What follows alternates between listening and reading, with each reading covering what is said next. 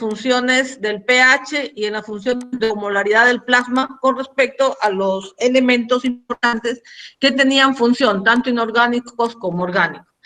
En esta clase vamos a ver otros minerales que tienen también función importante, destacando los aspectos que Estefan actualmente incide, que son a través de los tópicos de bioquímica los puntos que tengan conexión importante con algunas enfermedades o con algún contexto fuerte de alteración bioquímica. Entonces, eso tratar de cogerlo y ponerlo al alcance de ustedes a través de casos y seminarios.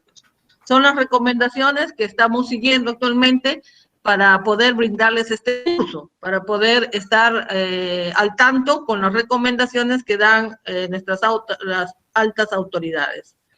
Entonces, vamos a ver que en este capítulo otros minerales, sobre todo calcio, el yodo, el fierro y el fósforo, son los que vamos a incidir. Los otros oligoelementos vamos a incidir unos desde el punto de vista que forman enzimas importantes y otros desde el punto de vista también epidemiológico, que algunas industrias han contribuido a eventos tóxicos o envenenamientos por zonas, como son el cromo o el flúor, que en dosis tóxicas pueden causar envenenamientos. Entonces, vamos a comenzar por el metabolismo del calcio. En el calcio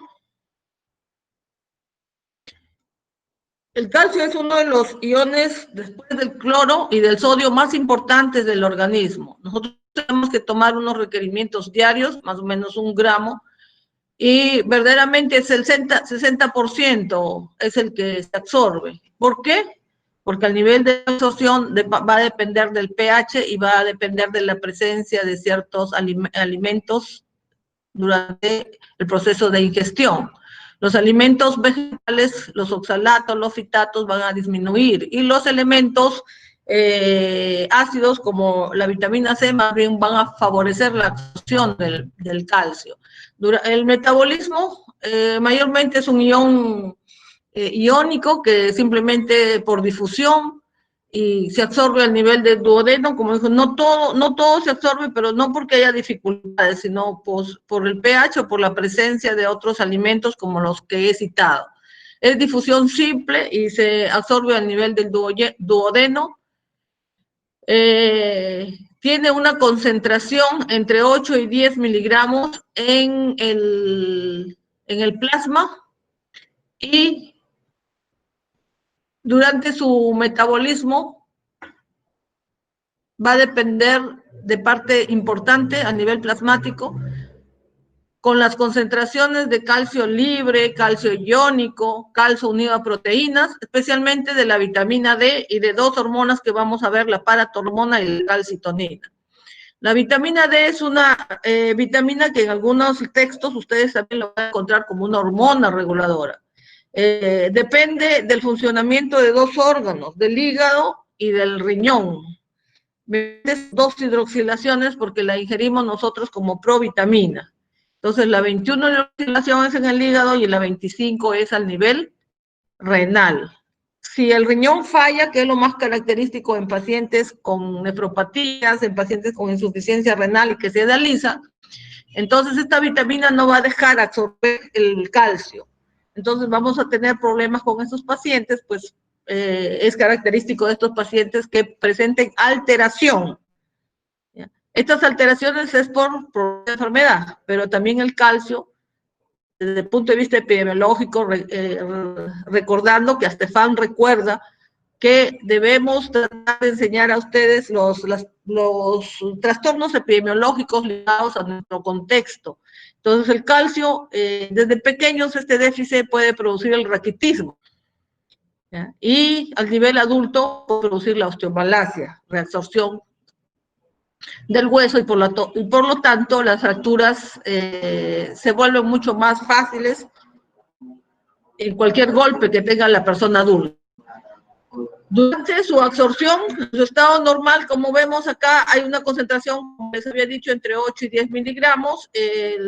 7 gramos van a estar unidos a 40% quería unido a las proteínas plasmáticas que esto es, y el 60% va a estar ionizado. Hay otro porcentaje también que es mínimo, menos del 1%, que es el calcio complexométrico. Muchas veces este calcio mayormente es tomado en cuenta cuando se transfunden muchas unidades de sangre, porque da origen a trastornos de la coagulación en estos pacientes. Entonces, la actividad del calcio a nivel plasmático va a depender del calcio ionizado. Y como vemos, su metabolismo va a estar ligado a dos hormonas que vamos a verlas en algunos otros cuadros, que son la hormona y la calcitonina. Este ion calcio tiene muchas funciones, por lo cual es importantísimo mantener la concentración que acabamos de ver y el calcio ionizado en el plasma. Porque sin esa concentración vamos a sufrir una serie de trastornos. Primero, las quebraduras y la pérdida de la función ósea. Segundo, los procesos de excitabilidad nerviosa, el potencial de membrana se va a alterar. Tercero, los procesos intracelulares que van a depender del calcio unido y calcio libre a la calmodulina. Entonces hay una serie de funciones que se van a los procesos de coagulación, porque el calcio estabiliza al final el coágulo de fibrina. Entonces acá vemos, su compañero ha hecho contracción muscular, muy bien, porque el calcio está dentro de la sarcómera, movilidad celular, porque hemos dicho está ligado al potencial de membrana, a la estabilidad, a la contractilidad, el ensamblaje y desensamblaje de microtúbulos, todo lo que es emisión de señales nerviosas o en señales de unión entre célula a célula, es generalmente, poco a poco en fisiología ustedes lo van a ir viendo, ligado a veces de liberación que se produce en las terminales nerviosas de las células, y activación o inactivación de hormonas, ya que está ligado a la calcitonina y paratormona. Cualquier problema, sobre todo con la paratormona, algún problema de adenoma, algún trastorno genético, pues va a alterar el metabolismo del calcio. Aquí vemos el metabolismo del calcio, que al nivel de la glándula tiroides tenemos 4 hormonas pequeñas que están unidas a la función de mantener la integridad de la homeostasis del calcio, que son la calcitonina y la paratormona. Entonces, ¿cómo actúa? Cuando el calcio baja, la paratormona, al igual también aquí podemos abstraernos y pensar que también la vitamina D, porque la paratormona no actúa sola. Si no hay vitamina D, tenemos problemas para que actúe la paratormona. Entonces entra al hueso a través de los vasos y hace resorción, y sale el hueso, y sale el calcio al plasma.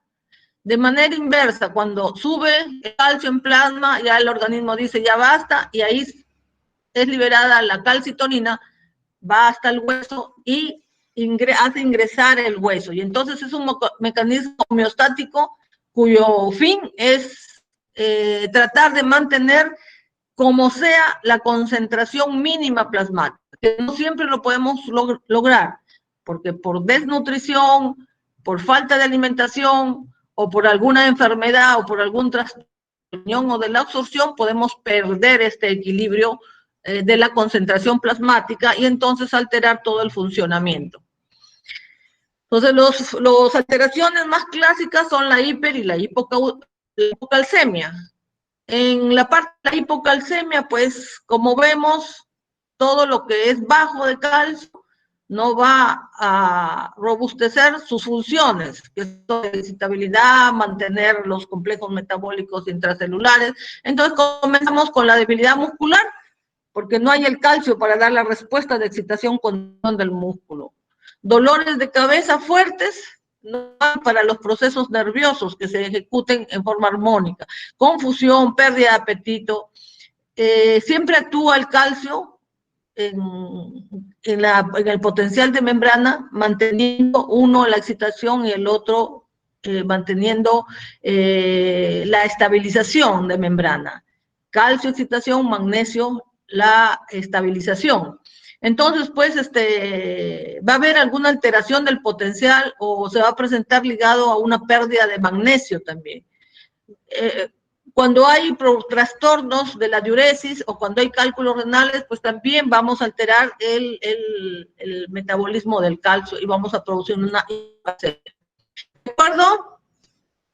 A la primera pregunta que se les pidió sobre hacer un esquema del metabolismo del calcio, siempre hay que pensar que primero tenemos que referirnos a la absorción, que ya le hemos visto, a los fitatos y el ácido ascórbico, su distribución en el plasma con el calcio libre, calcio ya y ligado o el calcio complexométrico.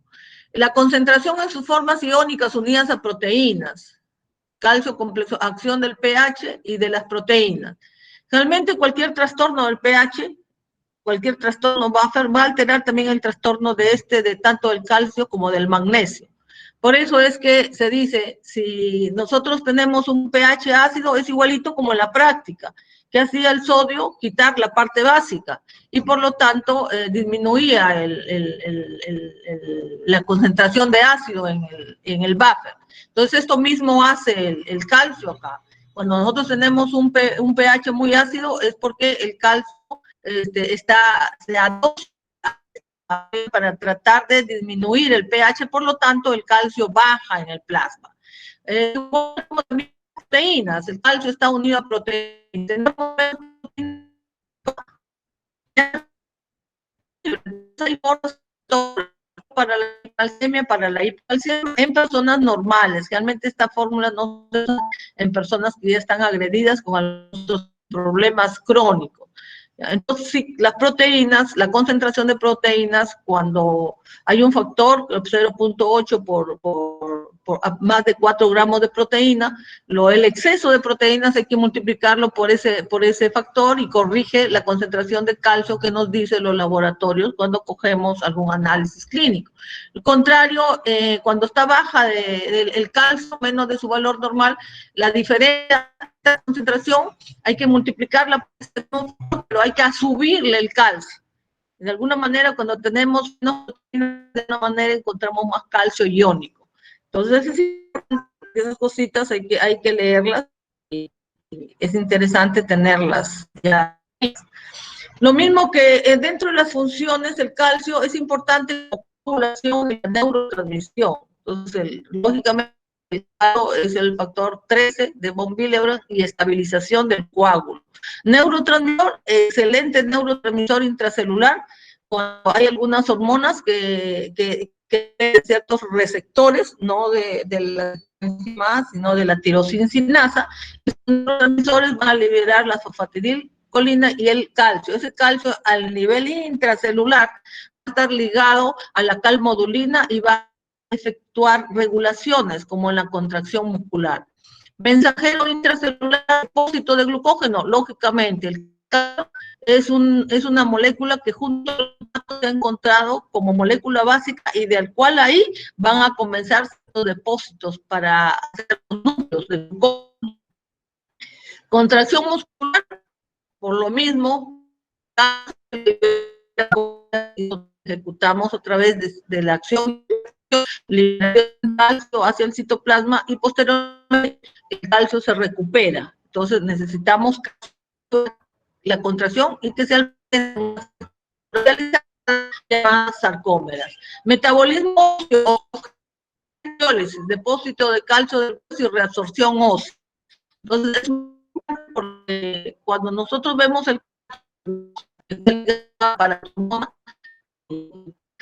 la calmodulina, inmediatamente tenemos que ver, pues, porque si nosotros resolvemos o ponemos calcio, ¿en dónde lo vamos a poner? Tenemos que hacerlo en las células óseas. Están dependiendo de las celdas de Howard. En el interior son las que capturan de organizada este calcio, van depositando, haciendo toda una malla de construcción. Entonces, esta osteogénesis y osteólisis justamente se hacen células principales que gobiernan el tejido óseo, que son los osteocitos y los osteoblastos. Los osteocitos son los jóvenes y los osteoblastos son la emisión paralizarse cada vez que la hormona quiera estar. Entonces, es importante. En la acción de hormonas, ya hemos visto la paratormona y la calmodulina.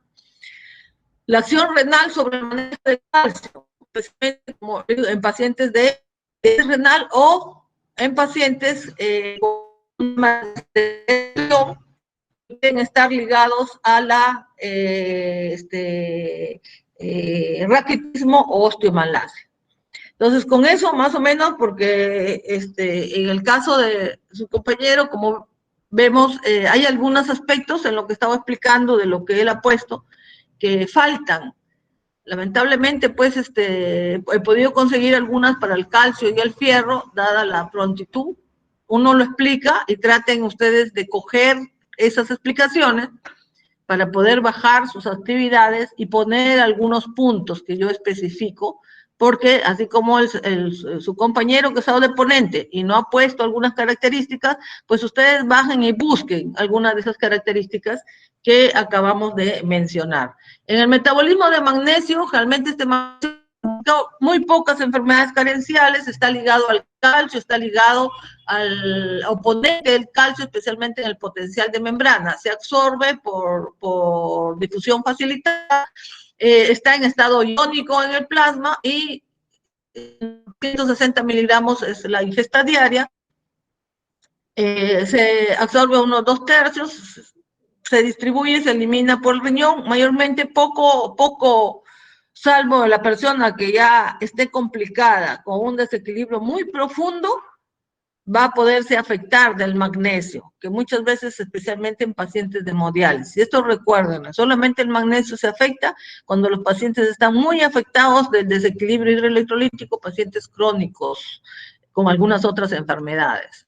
Ahora, el yodo sí que es un elemento muy importante. En la pregunta del yodo yo les había pedido absorción, requerimiento, metabolismo, formación de hormonas, concentración en el plasma, acciones, alteraciones. Volvemos aquí igual que el calcio. Hay que incidir cada vez que veamos una vía metabólica, incidir con la epidemiología local. El yodo tradicionalmente está ligado a una enfermedad endémica de nuestra serranía llamada el bocio.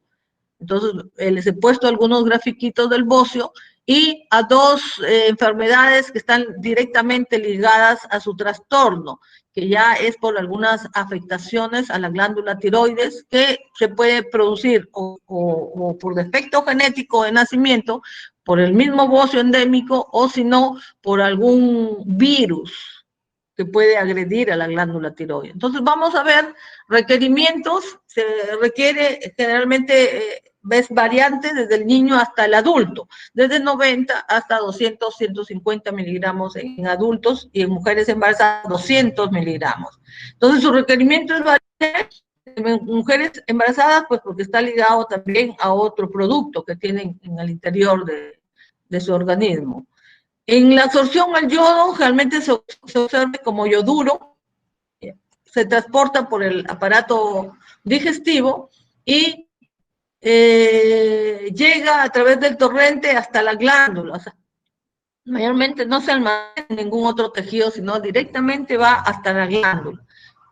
Efecto que justamente algunos tratamientos usan para poder dar yodo activo a algunas pacientes y más quemar la glándula con un trastorno por hiperfuncionamiento. Entonces, la selectividad de órgano ha dado origen a un tratamiento para estas enfermedades del yodo. El duro generalmente es absorbido, hay etapas sucesivas que tal vez lo van a ver más detenidamente en la parte de la fisiología. Un proceso es la captura, la yodación y la unión del yodo a una molécula de aminoácido que es la tirosina y posteriormente se une a una proteína llamada la tiroglobulina. En pasos sucesivos van a formar las monoyodotirosinas, las diyodotirinas. Posteriormente esto se va a conjugar para dar las tetra y las tri y las tetrayodo. y se almacenan en la glándula tiroides. Generalmente tienen un ciclo regulador, el cual por la concentración plasmática, si esta sube, va a parar un estímulo al nivel hipoficiario. Si la concentración de estas hormonas, porque no es del yodo, sino las hormonas bajas, las glándulas hipoficiales pues van a dar un mensaje a la glándula tiroidea que use el yodo para que fabrique más y libere más hormona. El yodo realmente siempre está en una fase soluble, en la parte de la misma glándula tiroides, que se conoce como post-luna, y de ahí es sacado para irse todo el ciclo que les acabo de mencionar. Entonces acá tenemos más la célula de la glándula tiroidea, captura el yodo, lo almacena y después lo une a la tiroglobulina con la monodiodo y terciayodotirosina para después volverlo a almacenar y poder estar lista para cada mensaje para poder ser liberado. Generalmente la concentración en el plasma del yodo no es como yo, no mayormente la importancia es por formar la tetrayodotirosina principalmente, porque también se encuentra como triyodotirosina, el 75%, y generalmente en el plasma la tetrayodo o la triyodo están unidas a diversas proteínas específicas para su transporte, ¿ya? Transportes de ligandos exclusivos para ellos, transportador la tirosina, la transtiterina, que también es otra proteína que los transporta de forma específica, ¿ya? Y el resto se une a la albúmina. Estas son las tres formas como se transporta ya como un producto terminado, que nos es útil. En su catabolismo, generalmente va a nivel hepático por deyodación o sulfatación y conjugación, que son los principales. Hay otros también mecanismos, pero ya son menos específicos. Pero lo ideal es que ustedes sepan que todo fármaco, todo producto, como en este caso hormonas, no solamente se produce, se almacena, tiene regulación y se libera con cierto proceso de regulación, sino también tiene una acción en otros órganos y una transformación y eliminación y producto final. Todo eso corresponde al estado metabólico bioquímico. Por eso, por favor, para cuando cojan un sistema de este tipo, piensen en ese esquema, ese es el esquema básico bioquímico. Ya hemos visto el yodo, ya forman las hormonas. Ahora, ¿para qué nos sirven esas hormonas? Esas hormonas, la yodotirosina, la triyodo, pues tienen un proceso fundamental en la parte que vamos a ver en el curso, en los estados metabólicos. Facilitan la morfogénesis, intervienen en crecimiento, diferenciación y en procesos metabólicos. No hay mucho de esa hormona, vamos a ver el hipertiroidismo y la termogénesis. Las personas queman, andan moviendo los brazos de un lado a otro.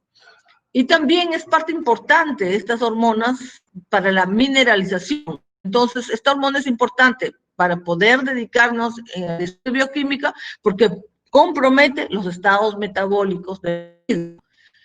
Entonces, tanto el estado anabólico como el estado catabólico de los carbohidratos, lípidos y proteínas. Entonces, nos interesa relacionar el curso de bioquímica con las alteraciones de las hormonas que más fuertemente alteran sin necesidad de un evento. Basta con que se dé una deficiencia nutricional o alguna alteración por virus, alguna alteración por algún proceso de consumo excesivo. Entonces, esto nos interesa que quede claro en el curso. Acá tenemos los trastornos, como dice la epidemiología. Ya, nada hago con que el ciclo del yodo se estudie, sus hormonas principales, sino hacemos por lo menos un pequeño contraste al nivel epidemiológico de lo que son las enfermedades clásicas de las alteraciones de este elemento.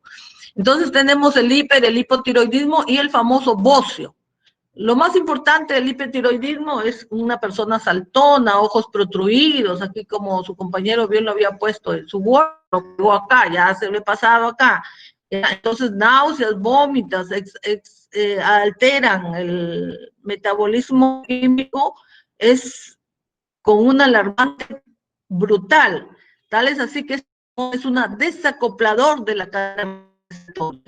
Al desacoplar es que tenemos calor, y lo peor del individuo tiene calor y no TP o lo forma muy poquito.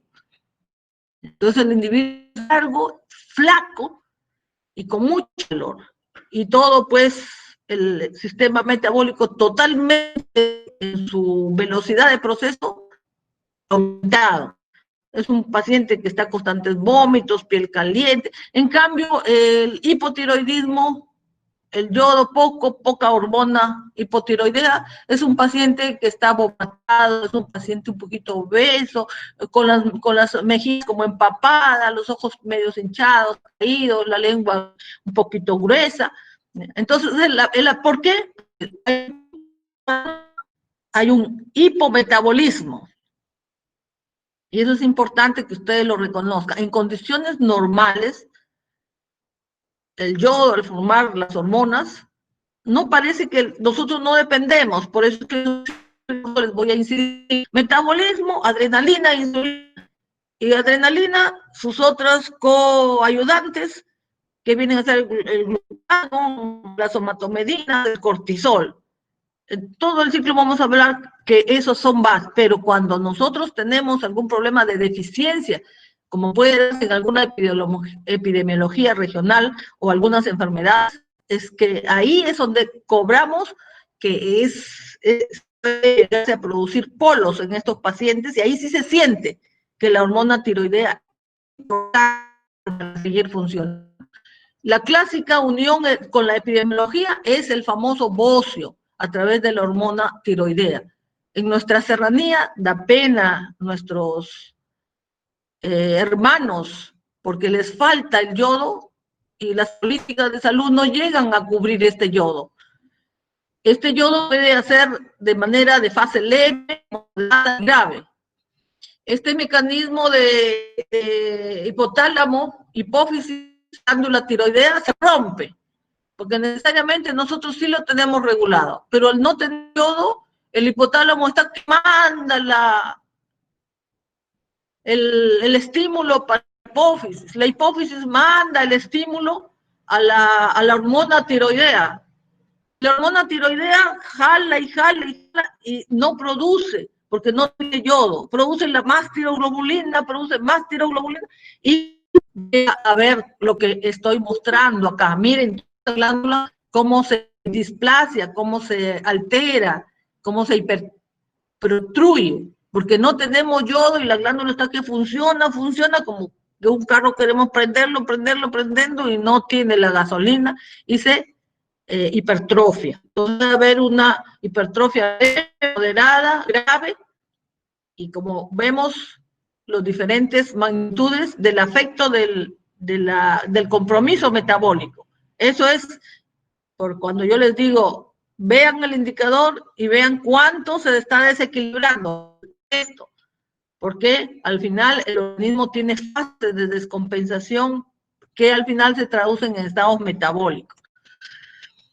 Los demás, otros efectos, el cobalto, mayormente en la cianocobalamina, la vitamina B2 produce la anemia perniciosa. No se le ha podido ver algún otro requerimiento a través de la vitamina B12, implica pues una serie de funciones a través de ella, y por lo tanto su absorción del cobalto está ligada a la vitamina B12 para que pueda ser absorbida, se transporta, se circula en la sangre y posteriormente pues a nivel del hígado sintetiza ligado a la vitamina B12 para que pueda salir como cianocobalamina, de ahí su nombre, cianocobalamina, el co viene de cobalto. El zinc es un metal que realmente también le quieren dar, elevarlo a función de hormona como la vitamina D, pero bueno, se ha descubierto que tiene acciones que mantienen los ácidos grasos saturados, un catalizador que forma complejos y estabiliza las membranas, pero el problema del zinc es que siempre ustedes, porque hay muchas fórmulas que actualmente de soporte nutricional que vienen este elemento, pero la dosis farmacológica es muy pegada a la dosis toxicológica. ¿ya? Entonces hay que tener cuidado con el zinc porque puede envenenar a la persona. Recordemos que nosotros algo nos hace bien, queremos tomar 2 o 3 veces. Entonces, se transporta igual, se absorbe, se concentra en el hígado, en el páncreas, riñones, huesos, tiene un efecto sobre las enzimas y sobre la estabilidad complemétrica, sobre los enlaces dobles. Entonces, acá estamos viendo la absorción y la excreción. Siempre hablamos absorción y excreción. Se absorbe y forma algunas, generalmente las moléculas que están dependiendo de zinc se llaman proteínas. Hay siempre moléculas transportadoras que ayudan y posteriormente también la albúmina es una molécula transportadora, llegan a sitios especiales y sintetizan las metaloproteínas.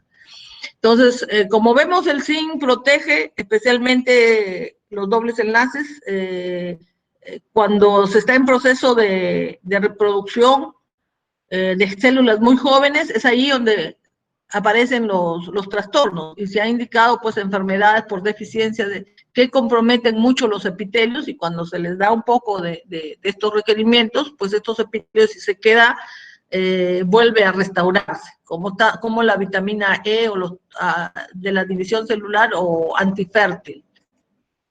Metabolismo de cromo, este cromo se ha estudiado desde el punto de vista de toxicidad, no así, también forma en el organismo algunos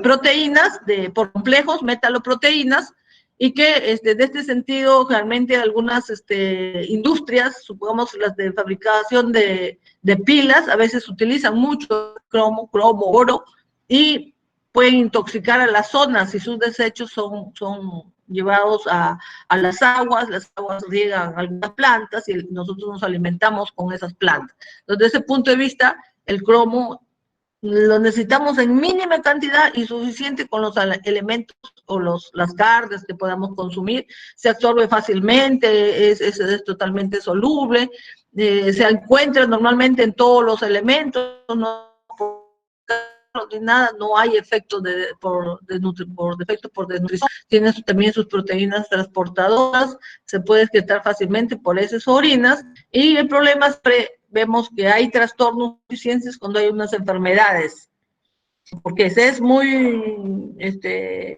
niño y se carece de algunas enfermedades, se carece de algunos nutrientes o algunas enfermedades crónicas que hacen depresión de algunos factores que intervienen para estabilización de las vitaminas.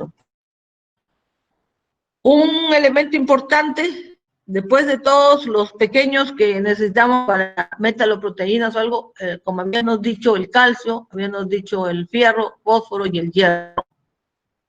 El hierro es un factor importantísimo, por eso es que les he puesto en su actividad, dejar acá que digan las fuentes de absorción, requerimientos, fuentes de transporte como transferrina, depósitos de ferritina, exidina, regulación de los niveles plasmáticos, importante el evaluador nutricional usado como ferritina, viene en esta práctica, que van a ver albúmina, ferritina, osteopondrina, osteocalcina en el seminario, en este seminario número 2 va, y sin embargo muy poca información también me reporta, o sea, hay que tratar de cuidar un poco más, porque clases, prácticas o seminarios son una sola cosa, simplemente que incidimos un poquito más para que se les despierte el razonamiento en su mente y se extienda un poquito más la comprensión del objetivo que tenemos que llegar a tener en nuestras mentes. Entonces tenemos acá el evaluador nutricional, la ferritina, que entra en este ciclo, pero se usa como evaluador nutricional de la desnutrición aguda, y lo vamos a incidir un poquito más en el seminario de la tarde. Valores normales, importancia de la transferrina, valores normales, libre, ligada, anemia por fierro y la hemocateresis, eritropoiesis, indicadores del recambio del hematíe, hemoproteínas, hemocromatosis, hemosiderosis, acción de la hipoxia, eritropoietina, eritropoiesis y daño renal. O sea, todo eso es un metabolismo de fierro. Calcio y fierro son los estados metabólicos que más tienen interacción con muchos procesos. Por eso su metabolismo es un poquito álgido. Y hay que leer desde el punto de vista varios artículos para poder entender su cabalidad de interacciones al nivel del organismo. Entonces tenemos acá que lo principal, siempre importante, es foco fijo al formar la hemoglobina para la oxigenación. Es importante. Dentro del organismo no solamente hay la hemoglobina, sino también la mioglobina que se deposita en los músculos. Porque algo de oxígeno necesitamos almacenar en los músculos para cuando corremos, para cuando hacemos anaerobiosis. Todavía no gocemos de la anaerobiosis, sino hasta que después de que hagamos trotado algo. Entonces, esta es la mioglobina que se almacena y tiene también oxígeno ligado, como tiene la hemoglobina. Algunas de estas, la mayoría, la citocromo oxidasa, que es la última enzima de la cadena respiratorio. Algunas flavoproteínas, que son dependientes de NADPH, tienen fierro. El fierro es un ion que el origen histórico, a través de la evolución, muchos organismos unicelulares, organismos muy primitivos, no han tenido hemoglobinas, no han tenido el fierro ligado a ciertas proteínas libres de oxirreducción, flavina, y con eso es que han podido manejar el oxígeno y respirar. Nosotros después hemos convertido una célula especializada que quedó sin núcleo, el hematíe, pero el fierro está ligado a otros procesos de oxigenación para llevar el producto final, que es la supervivencia de ese organismo primitivo. Entonces tenemos acá el hierro, tenemos acá ciertas enzimas, acá están viendo catases, peroxidasas, citocromos, y que los valores normales de 4 a 5 gramos o mujeres de 3.5 a 4 gramos de hierro total. En el adulto, al nivel de la circulación, tiene que circular 10 miligramos por 100 mililitros, y en mujeres reproductivas los requerimientos aumentan hasta 15, son requerimientos. Acá tenemos anterior. En el metabolismo tenemos acá la célula endotelial a nivel de la mucosa. Generalmente, acá había, que no se grababa, había el calcio, el fierro, llega en estado férrico, y también por alguna cuestión ácida, especialmente el ácido gástrico, se reduce el fierro 3 a fierro 2. Es el fierro 2 que se absorbe a través de una molécula también, la ferroquelatasa, se absorbe el fierro en forma ferrosa, pero cuando es dada de nuevo a la sangre, utiliza una molécula que es la transportina, que es otra molécula que sale y la da a otra molécula que es la transferritina. Esta transferritina es la que transporta el fierro a través de los plasmocitos o transporta a través de la albúmina, y este fierro, al transportarse, llega hasta los tejidos, tejido hepático o también a los plasmocitos. Ese tejido hepático o también al retículo endotelial o también hasta la médula. Todo eso es transportado por la transferrina. Esta transferrina llega acá, es capturada también por la transportina, por la misma molécula que acá la coge, la suelta, esta misma está en todas células, la transportina, y en el interior existe la transformación del fierro en una proteína de depósito que se llama la ferritina.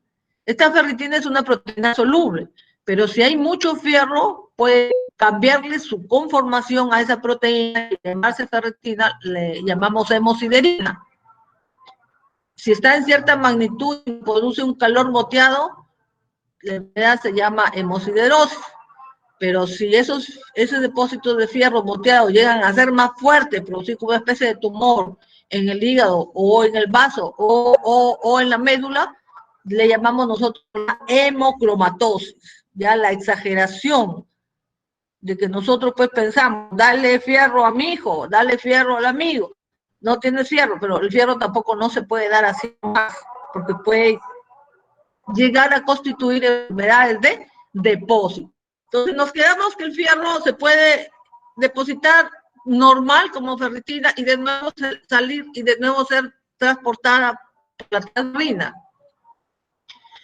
La ferritina, que es molécula de depósito insoluble, también aparece porque es sintetizada por el hígado y tiene que ser distribuida a los diferentes órganos para que puedan almacenar y puedan liberar.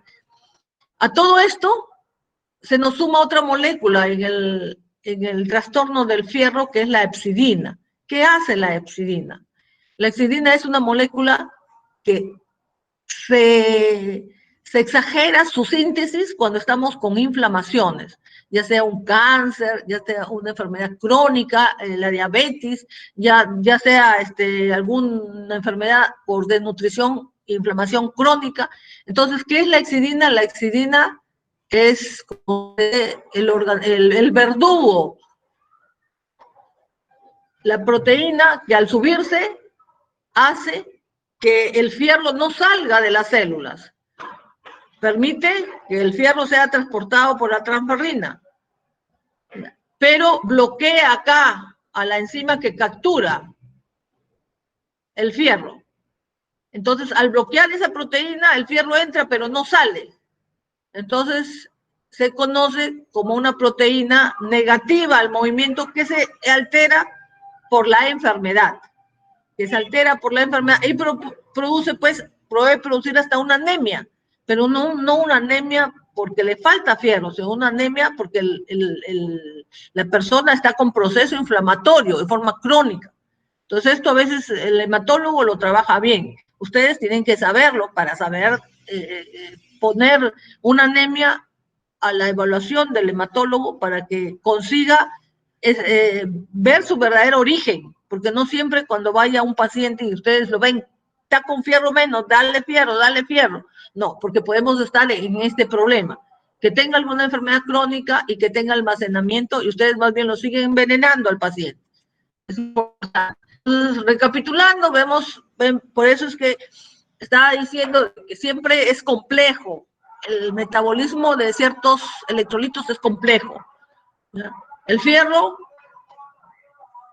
vemos que está formando algunas coenzimas como noémico.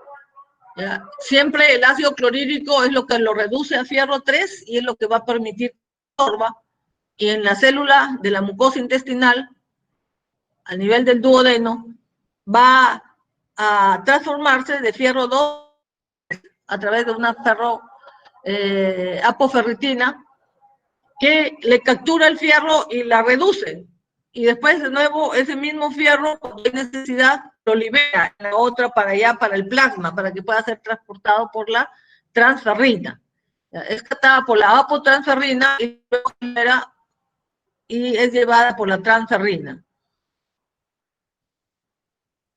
Acá vemos el hierro que excede la capacidad de transporte adecuado con la transferrina, es depositado como ferritina y posteriormente, como les había dicho, como célulón, como hemosiderina, como hemocromatosis, construyendo toxicidad en la enfermedad.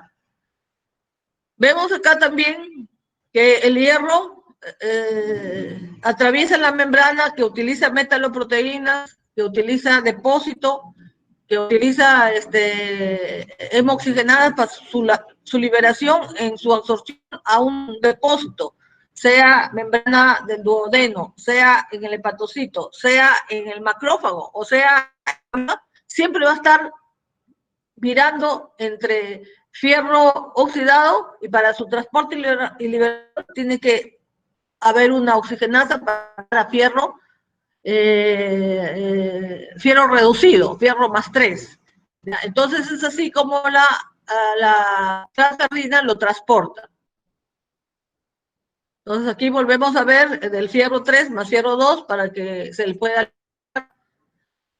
Una vez dentro del enterocito tiene que liberarse y ser transportada, como había dicho, con la transferrina, y siempre estos enlaces tienen que ir ejecutándose. Entonces, la ferritina es la que va a transportar, es la que va a hacer el depósito en forma soluble. Cuando nosotros hablamos de un equilibrio perfecto, damos normal, deposita y utiliza. No llega a haber un estancamiento en ningún órgano. Entonces, ¿para qué nos interesa el fierro? Porque al final, cuando se va a depositar en las células del res o en las células de la médula ósea, pues va a sintetizar dentro de los hematíes joven sobre todo, va a sintetizar la hemoglobina. En los músculos va a sintetizar la mioglobina.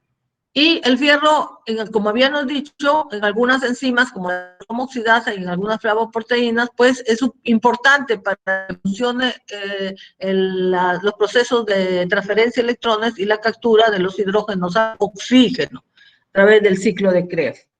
Es importante también la ribonucleótido reductasa para la síntesis del DNA. También es importante. Recuerda la timidina, la adenina timidina, hay una ribonucleótido reductasa, transformar de ADN a ARN, necesita fierro.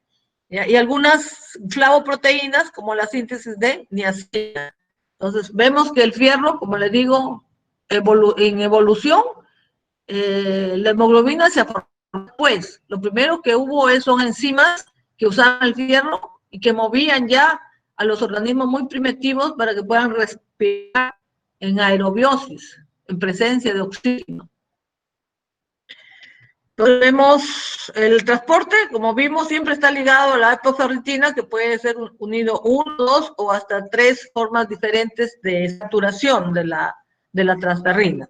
Esta transferrina mueve el depósito, y en el plasma esto es importante cuando hablamos también de indicador nutricional, que vamos a hablar, la concentración de la transferrina.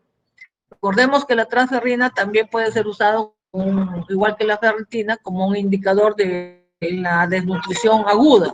Su valor es más o menos de 200 a 400, algunas otras literaturas, ¿ya? Y de los cuales un tercio es el que se satura con fierro, pero cuando se produce una eritropoiesis masiva, de síntesis de hemoglobina, puede llegarse a saturar esta proteína que transporta fierro hasta los 2/3. ¿Qué quiere decir? Que cuando esta proteína está más saturada, hay más recambio, hay más destrucción y formación de hematíes. Y eso hay que tenerlo presente, porque ya vamos a ver algunas causas en que el hematíes se puede destruir o formar rápidamente. Entonces vemos que la capacidad de saturación de la transferrina, como había dicho, es 1/3, y esto varía entre 200 y 300. La transferrina, como cualquier otra proteína, la proteína transportadora, siempre la sintetiza el hígado. Por eso cuando el hígado está mal, hay mucho trastorno de los estados metabólicos bioquímicos. ¿Ya? Siempre recordar que 1/3 de la transferrina es la que normalmente está saturada. Más o menos aproximadamente los 400 que le había dicho, 100 miligramos es lo que está siendo transportado en su saturación. Recordemos que esta proteína es la única que puede transportar el fierro a través de la sangre, llevarlo para que fierro 3, fierro 2 pueda ser ingresada a las células. Dependiendo de los estados inflamatorios, si no hay inflamación, salen y la usan de acuerdo al recambio que necesitemos. ¿Ya? Entonces, la insuficiencia del fierro puede ser anemia. La sobrecarga, ahí tenemos lo que les había dicho, la hemosiderosis y la hemocromatosis, que es un depósito gradual sucesivo. En el recambio del organismo, como les había dicho, da la eritropoiesis, los eritrocitos, la médula, ¿ya? Y eritropoiesis y eritrocarrexis, que es la destrucción del glóbulo rojo, que normalmente no siempre se fija a 120 días. Cuando hay una alteración en la síntesis ineficaz de los elementos internos del eritrocito, este no vive 120 días, vive 60 días, 70 días, entonces la destrucción y la formación se fuerza y el resultado es un eritrocito ineficaz, ¿ya? Cosa que implica que hay una anemia en los glóbulos rojos, en los eritrocitos, y estos pierden la capacidad de vivir 120 días, y que están transportando menos oxígeno por unidad de hemoglobina en nuestro plasma. Entonces, este es el principal problema del fierro. La carencia del fierro nos lleva a que los niños pues tengan problemas respiratorios, que nuestras enzimas de la cadena respiratoria, nuestras enzimas metabólicas que dependen de fierro fracasen. Entonces haya un hipometabolismo en pacientes. O sea, no es solamente que está mal de mamita, desnutrido, no, porque también afecta su aprendizaje, el desarrollo del cerebro. Entonces eso tenemos que ver qué tanto. Y esto es una epidemiología, porque la desnutrición ligada al fierro en nuestros alrededores, en los pueblos jóvenes, pues es alta. Y hacia eso, hacia los factores epidemiológicos, es cuando la salud debe dirigirse a poder equilibrar esos desórdenes en nuestra población. Entonces tenemos siempre, hay que recordar que el recambio se produce en el hígado y en el vaso. Un eritrocito ineficaz, pues va a tener menor tiempo de recambio. Lógicamente acá volvemos a ver el ciclo del fierro ya más integrado un poco, que es lo mismo, se puede ver de varios ángulos, pero como hemos visto es un proceso multifactorial. Síntesis de hemoglobina, eritropoiesis ineficaz, médula ósea, glóbulo rojo ineficaz, tiempo de recambio aumentado. Por lo tanto, el fierro es alto en la sangre. ¿Por qué? Porque el glóbulo rojo se está destruyendo. Y tenemos hemoglobina baja, pero fierro alto. La transferrina, cuando hay una degradación y un fierro que sube, la transferrina aumenta su estado de saturación, 1/3, no, 2/3. ¿Qué implica? No que estamos mejor, sino tenemos que ir a ver al paciente.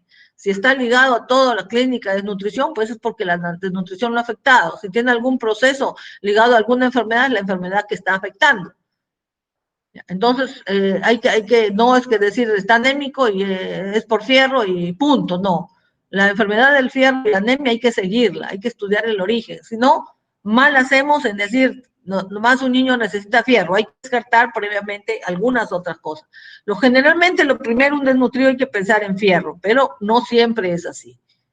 Entonces, vemos nosotros que siempre la absorción está ligada al transporte en el plasma transferrina, se deposita ferritina o hemosiderina, hemocromatosis, y siempre hay que recalcar que si no hay la vitamina B, que si no hay el ácido fólico, tenemos nosotros que se produce una eritropoiesis ineficaz y que el resultado es una destrucción masiva que da origen a que el fierro aparentemente, que nos indica justamente la práctica del día de hoy, les había dicho que busquen artículos de una nutrición aguda, porque va a llevar a una eritropoiesis ineficaz y va a llevar a este problema de que la ferritina aumente su porcentaje de saturación porque el fierro va a sumarse, pero porque por aumento de la destrucción del glóbulo rojo, porque el glóbulo rojo es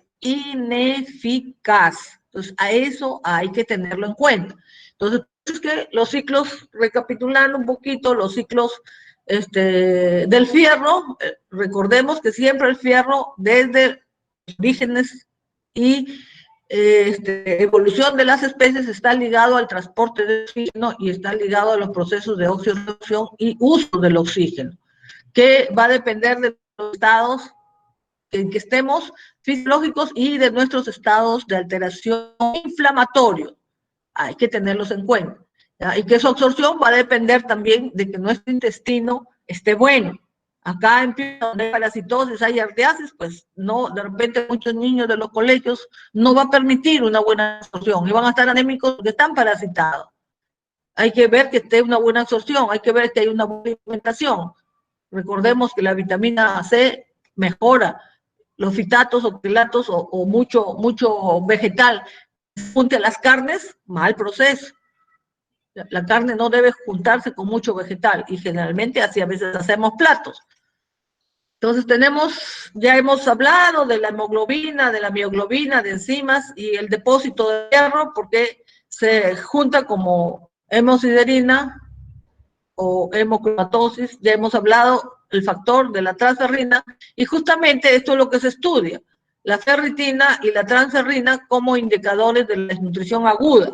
¿Por qué? Porque se alteran en función cuando existe una desnutrición, cuando existe tanto desnutrición aguda como desnutrición crónica, que son los seminarios de los casos clínicos de hoy en la tarde, bueno, de la próxima semana, y de la siguiente semana. Uno es de nutrición aguda. Todos estos indicadores ingresan en que ustedes tienen que buscar artículos en que ingresen estos indicadores y que se especifiquen que fueron seguidos por estos, para que ustedes entiendan un poquito más de lo complejo que es este mecanismo de fierro.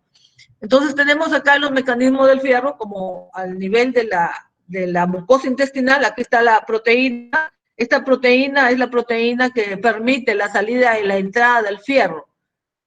Al permitirle la salida del fierro, también hay otra proteína que la ayuda a la ferroportina, que es la ceruloplasmina, y pasa el fierro 2 al fierro 3.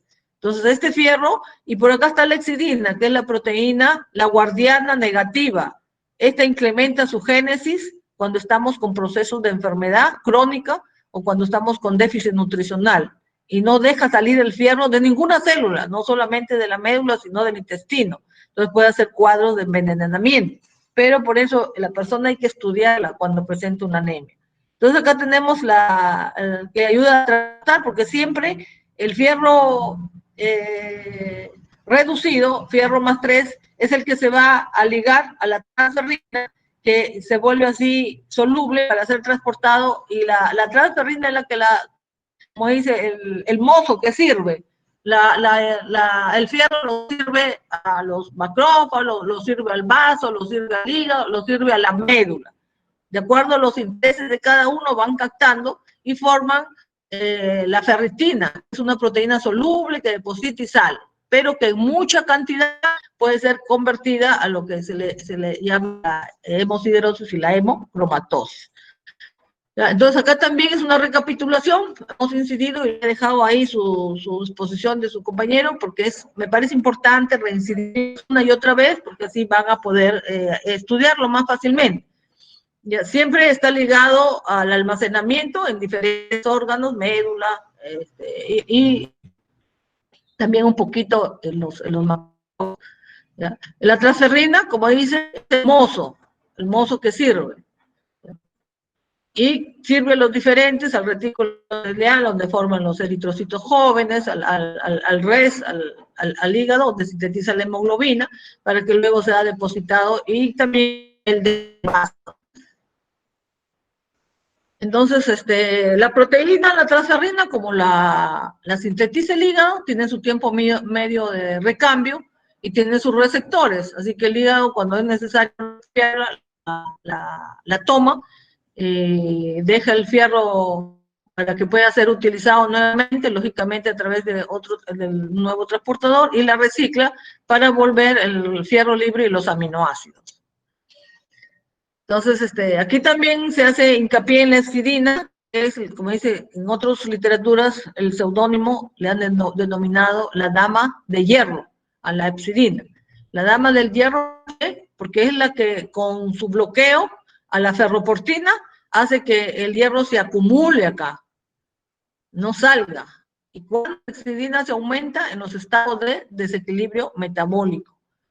No tiene enfermedad el paciente, pero tiene alteraciones de los elementos nutricionales, el fierro, el ácido fólico, las proteínas mismas tienen nutrición. Entonces vean que la alteración nutricional viene por ella misma, por nuestras poblaciones enajenadas, en muchos pueblos jóvenes, en la serranía, carecen de un buen aporte de nutricional y hasta calórico. Entonces vienen estos problemas también, y también por déficit de fierro. Acá tenemos el mismo esquema, pero que ya se va a la señalización un poquito más adentro, intracelular. Entonces vemos nosotros que todos los indicadores al final van a desencadenar en señalizadores intracelulares de membrana, que son los señalizadores BAC, los señalizadores JAK, los TAC, los ERK, los MARC, en alguna de las, más adelante, cuando veamos hormonas y receptores, vamos a hablar un poquito de estos señalizadores intracelulares. Lo cierto es que estos señalizadores abren la ventana para que en términos de inflamación, como aquí vemos, llegan muchos factores inflamatorios y hacen que la dama de hierro ¡frum! Se desreprima el gen que lo tenía bloqueado y comience, se eleve. Al elevarse la epsidina, pues toda la salida, hay entrada del fierro, hay salida. Entonces, es la disponibilidad del hierro. Ya posteriormente, el flúor también es otro elemento importante, que también tiene problemas al nivel de endémicos, porque en nuestra serranía hay niñitos de 8, 7, 11 años están con todas sus muelitas dañadas. Entonces, esto también es un problema endémico, el flúor. ¿Ya? El flúor también, normalmente si hay, no tendría por qué. Si hay sal iodada y el gobierno tiene buenas políticas, tendría que llegar a todos ellos, porque no solamente es que cuida, sino también es importante para el esmalte de los huesos, para que cuiden los huesos. Por eso previene la caries, ayuda a frenar, tiene importancia en la osteoporosis, en algunas enzimas.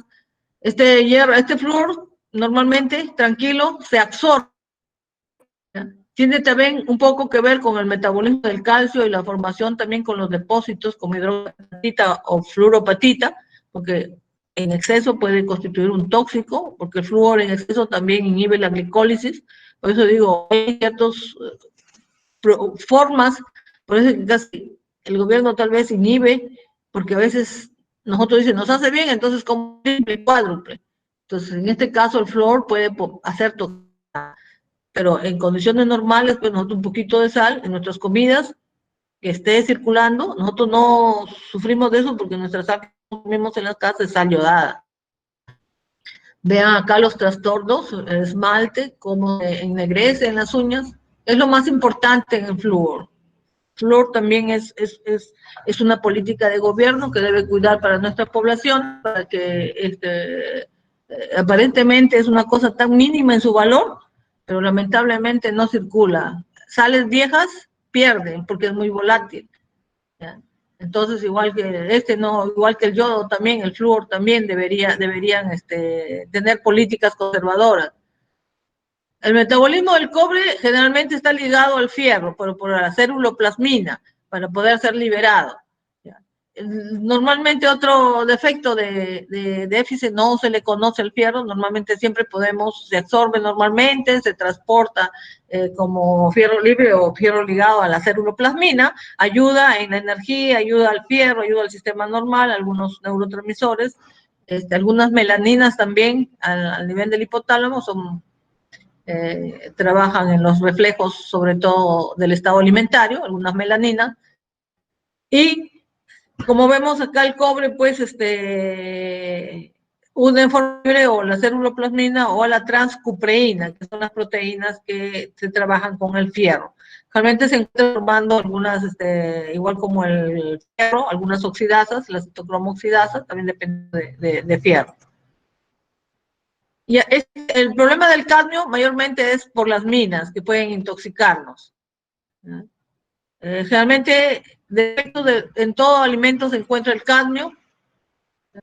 Generalmente, como dice, la exposición crónica, el problema de algunas industrias, produce cáncer, produce pseudogripe, produce trastornos gastrointestinales, daños. El problema del cadmio, a veces muchas empresas que, inclusive una pilita simple que la podamos evitar, pero no solamente yo, el vecino, la podemos eliminar por las aguas residuales, y esas aguas residuales váyanse acá en la laguna del Indio y los usan para regar las verduras. Y nosotros comemos esas verduras, pues esas verduras vienen con alto índice de este elemento y la toxicidad. El selenio, igual que el zinc, también se le ha atribuido propiedades de antioxidante, pero también, igual que el zinc, temperatura dosis tóxica muy pegada a la dosis farmacológica. Por lo tanto, no incide usarlo como un aditivo. Simplemente se recalca que el selenio es bueno, como digo, es importante para el estrés, como proteína de óxido redos, nos protege de que no se oxiden nuestros enlaces dobles, mantiene nuestra defensa, pero lo malo es que hasta donde hay deficiencias, pero es riesgoso darlo como un aditivo, porque las dosis tóxicas son iguales a las dosis letales. Entonces, una parte importante es forma algunas proteínas que tienen que ver con la S-adenosíl-homocisteína, proteínas a base de azufre, y que la alteración de esta proteína puede alterar la presencia de estas otras proteínas que tienen que ver con el manejo del ion azufre y por lo tanto con el manejo de óxidos redos y con el manejo del transporte del grupo metilo. Entonces, como siempre le digo, igual el zinc como el selenio, náuseas, vómitos, diarreas, alopecias, o sea, siempre, y lo malo, siempre la literatura lo trata así, de cachete a cachete, para siempre que no es bueno usarlo, pero saber que su déficit sí se hace sensible. Entonces, igual, en todo, cereales, la naturaleza no, pero cuando el paciente se pone mal, es darle importancia a esto, pues primero mejora la causa que hizo su cronicidad y alimentos antes que darlo como aditivo en alguna alimentación. Bueno, hasta aquí, jóvenes, ya he desarrollado algunas de sus preguntas de conjunto cuando he desarrollado el tema, preguntas que les he tenido que dejar como actividad, para que de repente ustedes que han hecho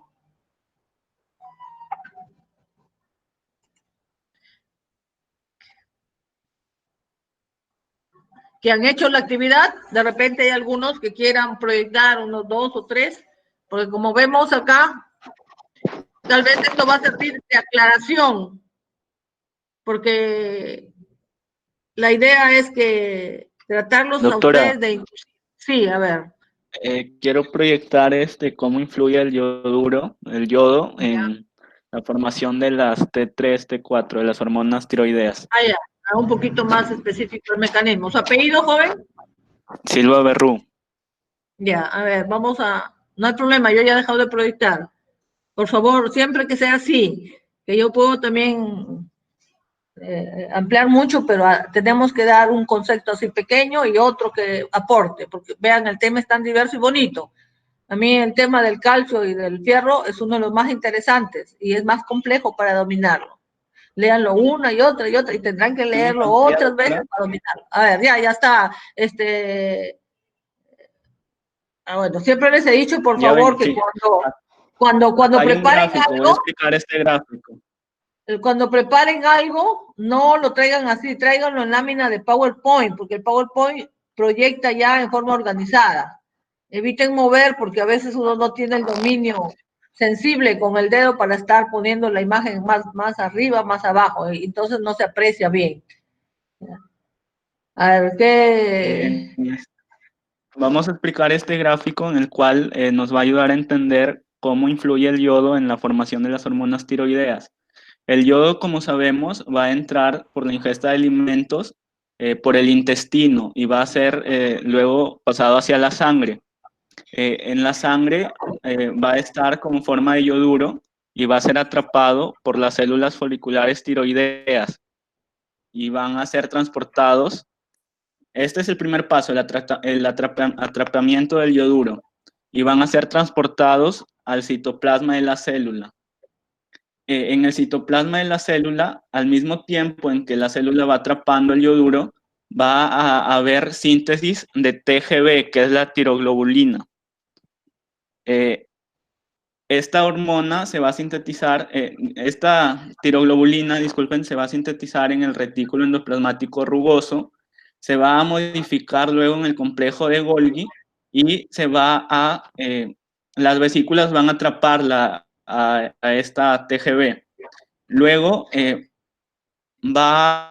el tercer paso es la oxidación del yodo. Este yodo, mientras está aquí dentro de la célula, está como yoduro, pero para pasar hacia la luz, se va a oxidar. y va a pasar como molécula de yodo. Ese es el tercer paso, la oxidación del yoduro. Entonces, a medida que los iones yoduros se oxidan, pasan a través de la membrana hacia la luz del folículo y se oxidan para poder yodar a un aminoácido de la TGB llamado tirosina. Entonces, esta TGB que sale también hacia la luz del folículo va a ser yodada Entonces, el cuarto paso es la yodación de la tirosina. Las moléculas de yodo van a reaccionar con las tirosinas y la unión de un átomo de yodo va a producir la monoyodotirosina y la segunda yodación va a producir la diyodotirosina o T1 y T2. El quinto paso va a ser el acoplamiento de la T1 y la T2. Entonces, dos moléculas de T2 se unen y forman la T4 o tetrayodotironina. Y una molécula de T1 y una molécula de T2 se unen y forman la T3 o triyodotironina. Estas, después por pinocitosis, van a volver a entrar a la célula. ¿Sí? Por pinocitosis entran a las células encapsuladas. Y estas cápsulas, por así decirlo, se va a unir a un lisosoma que va a degradarla a la TGB y va a dar como producto T3 y T4. Así, en sus formas individuales, T3 y T4, porque al inicio estaban unidas. Y luego esta T3 y T4 se va a secretar de nuevo hacia la sangre, ¿verdad? Entonces, por eso el séptimo paso es secreción de las hormonas tiroideas. Y en la sangre se van a transportar unidas a una proteína, porque no se pueden transportar solas, se van a unir a una proteína que es la globulina de unión a la tirosina. Eso era todo.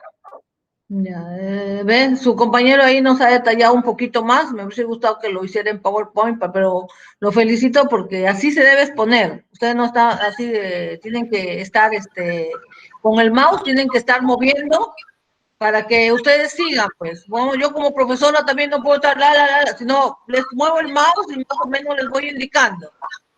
¿Ya? Entonces eso es importante. A ver, ¿alguien más? Doctora, a mí me...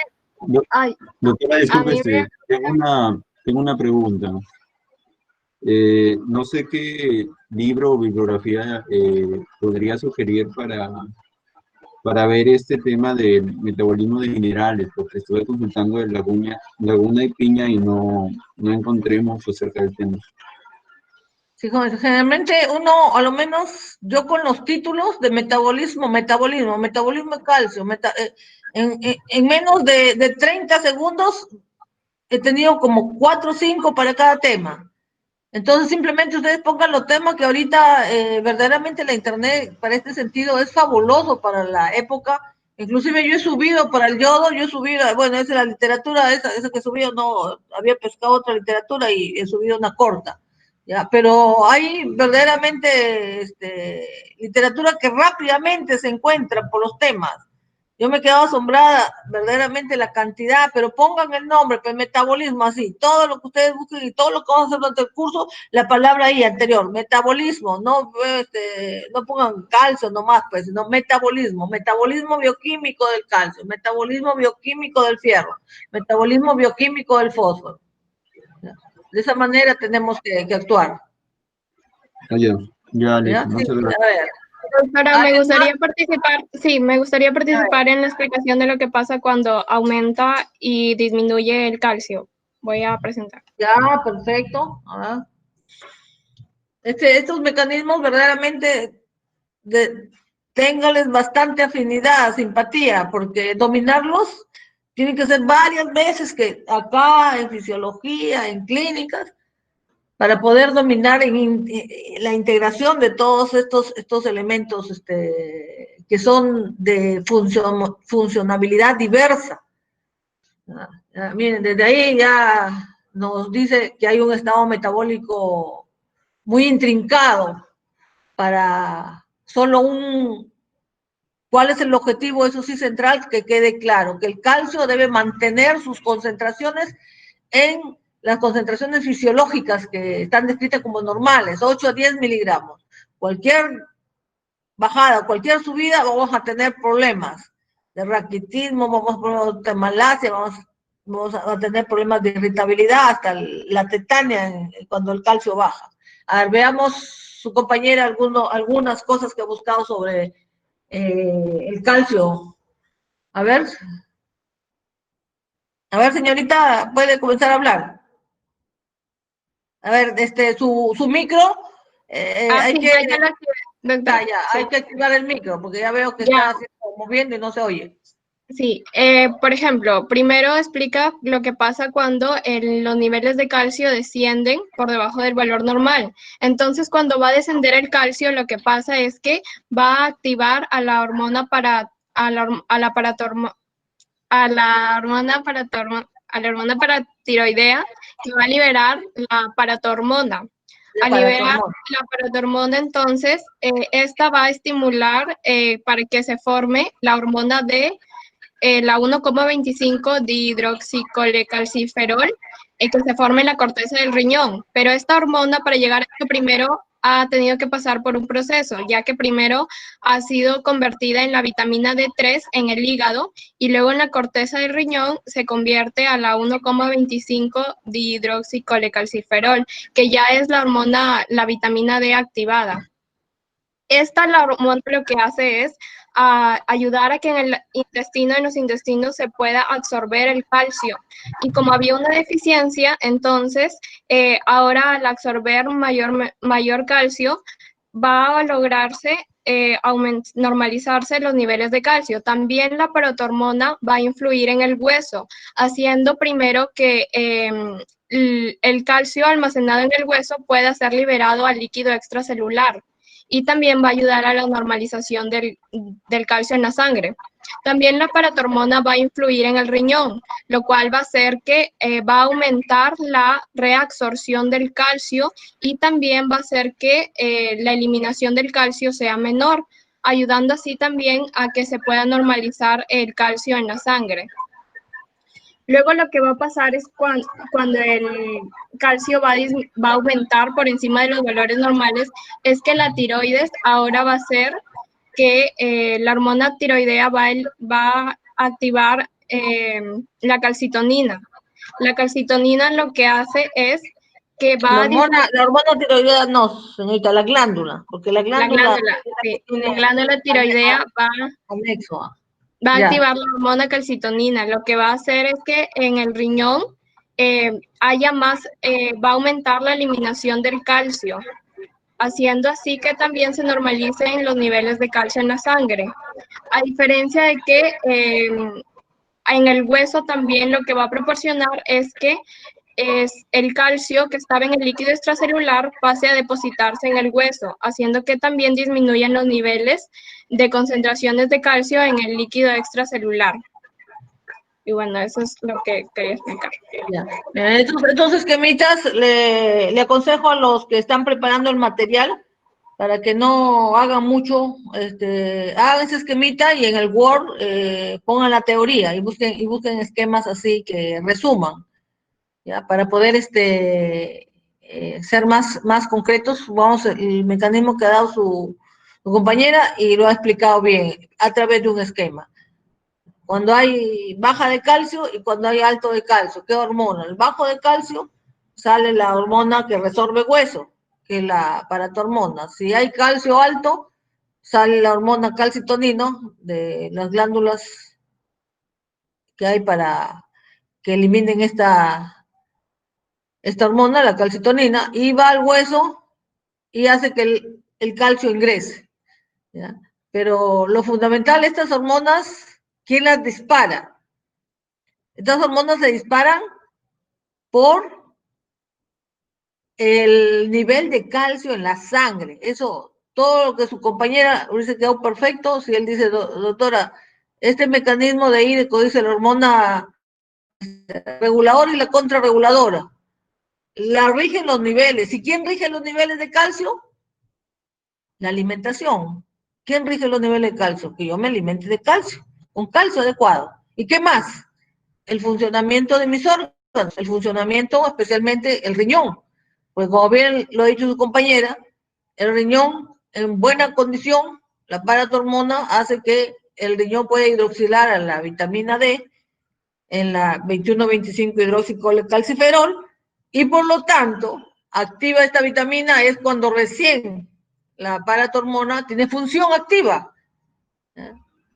Entonces, esos problemas, si hay una alteración por cualquier situación, hasta el trastorno hidroelectrolítico más profundo, independientemente de los trastornos crónicos, puede ser de que el paciente de un momento a otro pueda llegar los trastornos hasta el trastorno del calcio, porque hay mucha depresión de sodio, hay una baja rápido de hemoglobina por un gran quemado, que ese es el caso que van a discutir, puede llegar hasta este nivel, en el que exista el trastorno, porque ya el organismo no puede, en el ida y baja de la eliminación y absorción del trastorno, también se sale junto con el sodio y con el potasio, el calcio.